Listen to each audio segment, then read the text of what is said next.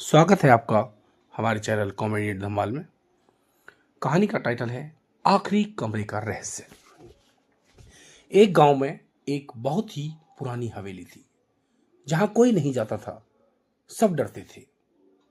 लोग कहते थे कि यहां पर रात को किसी के चलने की आवाज आती है, जबकि हवेली सालों से बंद थी, इसीलिए वहां पर कोई नहीं जाता था।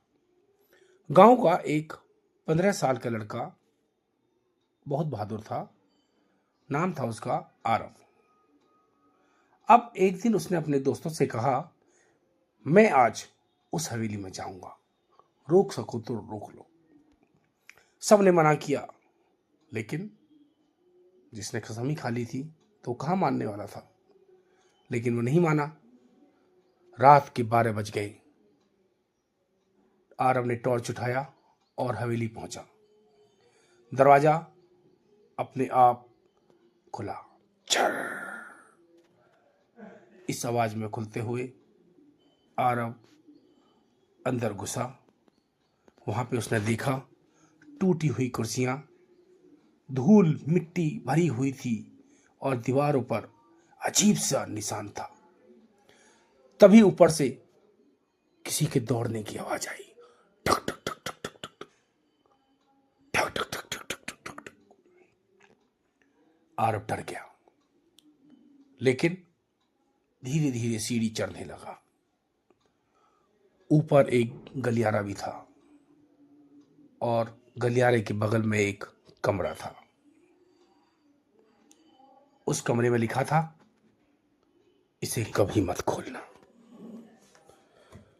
इस कमरे को कभी नहीं खोलना। लेकिन आरव नहीं मानने वाला था। आरव के हाथ कांपने लगे और लेकिन जिज्ञासा के कारण जोश जोश में उसने दरवाजा खोल दिया। कमरे में कोई नहीं था, सिर्फ एक पुराना आईना था। जैसे ही वह आईने के पास गया, उसे अपने पीछे से एक बूढ़े आदमी दिखाई दिया। आरव तुरंत पीछे मुड़ा, लेकिन उसने क्या देखा, वहां पर कोई नहीं था। और जैसे ही वो पीछे मुड़ा बूढ़े को देखने के लिए, वहां पर कोई नहीं था। इतने में जैसे ही वो वापस आईने की तरफ मुड़ा और उसने देखा, उस आईने में लिखा था, तुम देर से आए, तुम देर से आए। अचानक हवेली की सारी लाइटें जल उठी। अचानक हवेली की सारी लाइटें जल उठी और दरवाजे सारे के सारे बंद हो गए। और आईने में दिख रहा था बूढ़ा आदमी और धीरे धीरे मुस्कुराने लगा। धीरे धीरे मुस्कुराने लगा और उसकी आवाज हंसते हुए तेजी से होने लगी। अगली सुबह गांव वाले हवेली पहुंचे।